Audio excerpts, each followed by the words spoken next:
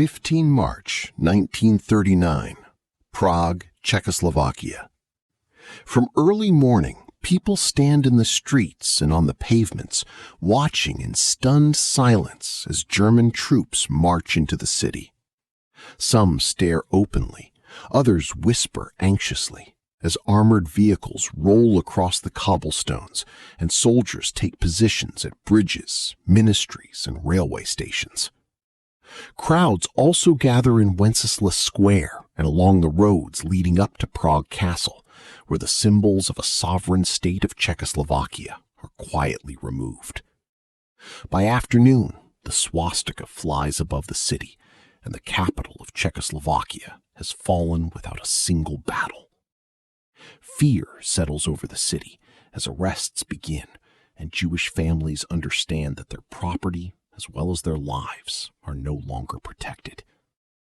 In the days that follow, the castle and the confiscated estates surrounding Prague become seats of a new power that rules through executions, mass arrests, and calculated terror.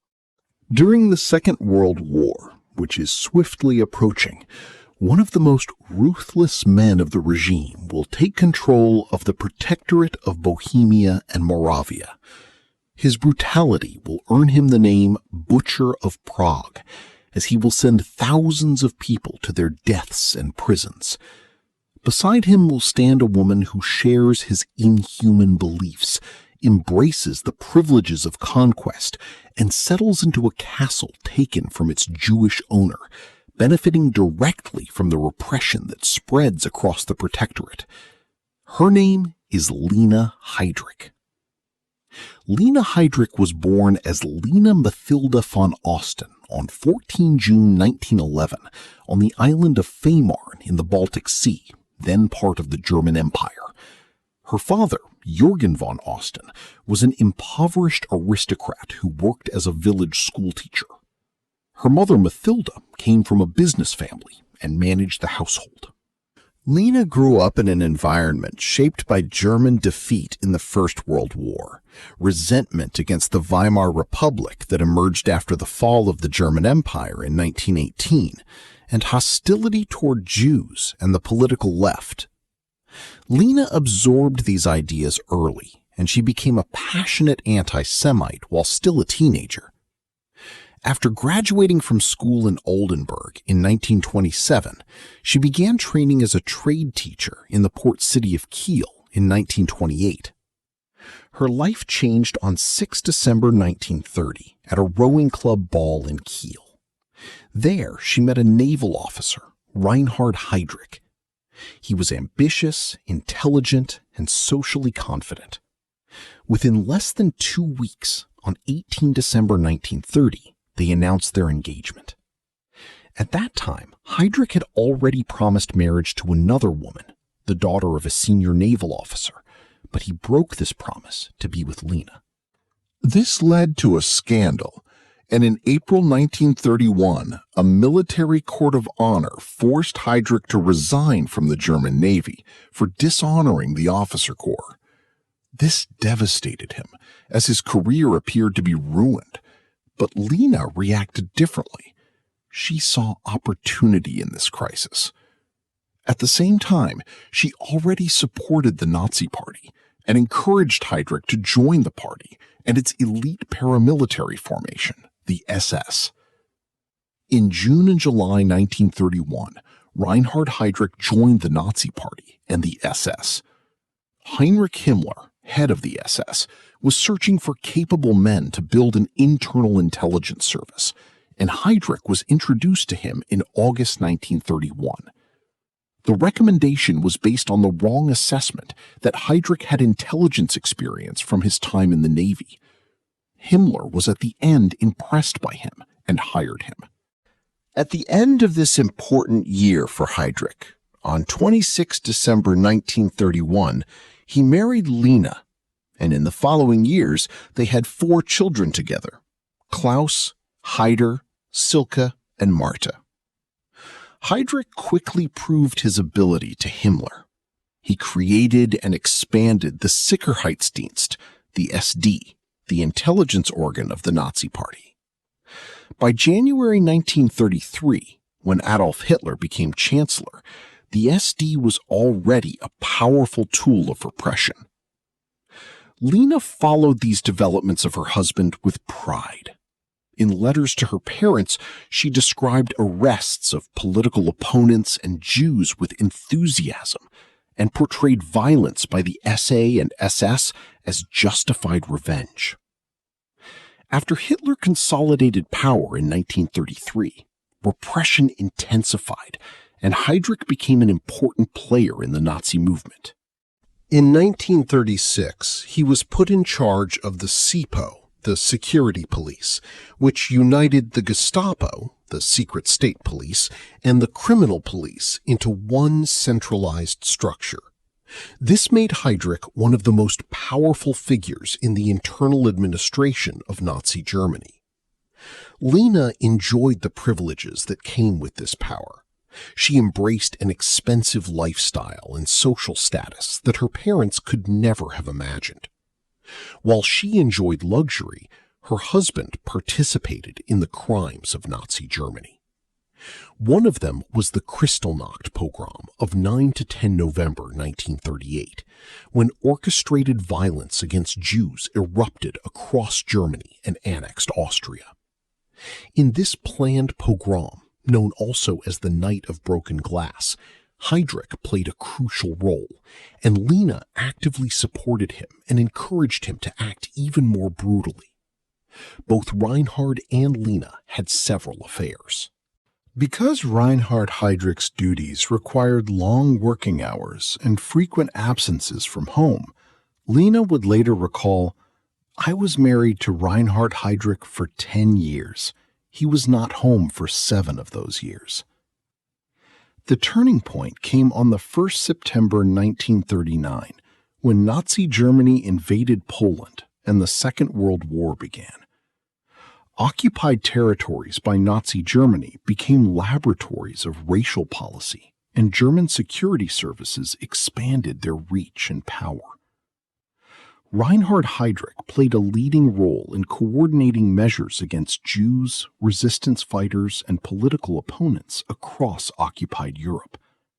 He organized and chaired the infamous Wannsee Conference in January 1942, where leading German officials coordinated the implementation of the final solution of the Jewish question, meaning the systematic and physical. Before the Wannsee Conference, in September 1941, after Adolf Hitler dismissed Reich Protector Konstantin von Neurath, Reinhard Heydrich was appointed Deputy Reich Protector of Bohemia and Moravia. This position placed him at the top of the power hierarchy in the Protectorate. For Lina, this was social triumph. The family first resided in Prague Castle, the ancient seat of Czech kings, and then moved to the confiscated castle of Panenské Brežiny near Prague. The estate had belonged to the Jewish industrialist Ferdinand Bloch-Bauer and had been seized after the German occupation. At Panenské Brežiny, Lina felt she had reached her rightful status. She later wrote that she was a princess living in a fairy tale land. The castle became a symbol of both privilege and repression. While she enjoyed receptions, gardens, and luxury, her husband ordered executions and mass arrests. Special courts sentenced hundreds to death in the first months of his rule. Thousands were handed over to the Gestapo, and Heydrich earned the nickname the Butcher of Prague. Heydrich believed his repression had pacified the country and destroyed the Czechoslovak resistance, but he was wrong. On 27 May 1942, he was gravely wounded during the attack done by 2 Czechoslovak soldiers sent from Great Britain, Josef Gabčík and Jan Kubiš. Heydrich died of infection on 4 June 1942, and his death triggered another round of brutal reprisals in the Protectorate. A lot changed after the death of Lina's husband. Lina, pregnant at the time, did not attend the funeral of her husband, and in July 1942 she gave birth to their 4th child, Marte. Adolf Hitler granted her ownership of Panenske Brezhny and secured a generous lifetime pension. She became a wealthy widow of a man considered a hero within the Nazi regime, in reality a mass murderer. She soon transformed the estate according to her wishes. A playground and swimming pool were built, and Lina decided to destroy the English park with its rare trees. She sold the wood and planted potatoes and other vegetables there, which she then sold to the German troops in Prague. In order to run her business, she needed workers, and in the castle grounds, she set up a miniature labor and concentration camp, where around 150 prisoners from the Theresienstadt ghetto lived in former stables and worked for Lina Heydrich under miserable conditions. Witnesses later testified that Lina insulted, spat on, and physically abused Jewish forced laborers. She reportedly observed them through binoculars and ordered punishment for those who worked too slowly. When this labor force was withdrawn in February 1944, she obtained 15 Jehovah's Witnesses from the Flossenburg concentration camp. Even payment for these prisoners to the administration of the concentration camp became a dispute, and eventually Himmler himself covered the costs from his own account. The death of her husband, however, was not the only loss Lina suffered during her stay in the Protectorate of Bohemia and Moravia. In an ironic twist of fate, Heydrich's son Klaus died on 24 October 1943.